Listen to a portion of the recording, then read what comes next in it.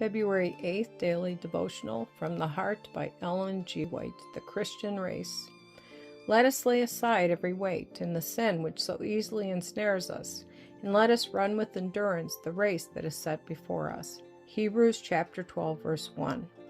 In this text, one of the public games so famous in Paul's time is used to illustrate the Christian race.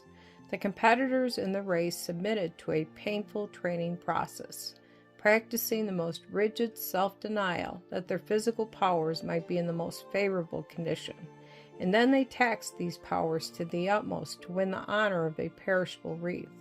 Some never recovered from the effects. In consequence of the terrible strain, men would sometimes fall by the race course, bleeding at the mouth and nose. Others breathed out their life, firmly grasping the poor bauble that had cost them so dear. Paul compares the followers of Christ to the competitors in a race. Now, says the apostle, they do it to obtain a corruptible crown, but we an incorruptible. 1 Corinthians chapter 9, verse 25. Here Paul makes a sharp contrast to put to shame the feeble efforts of professed Christians who plead for their selfish indulgences and refuse to place themselves, by self-denial and strictly temperate habits, in a position that they will make a success of overcoming. All who entered the list in the public games were animated and excited by the hope of a prize if they were successful. In like manner, a prize is held out before Christians, the reward of faithfulness to the end of the race.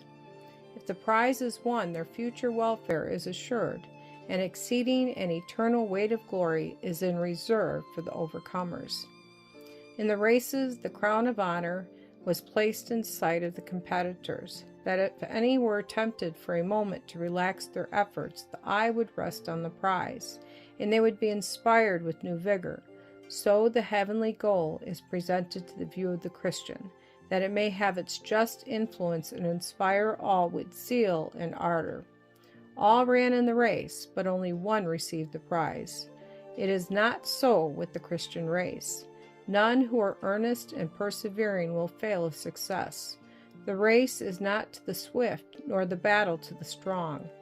The weakest saint, as well as the strongest, may obtain the crown of immortal glory, if they are thoroughly in earnest and will submit to privation and loss for Christ's sake.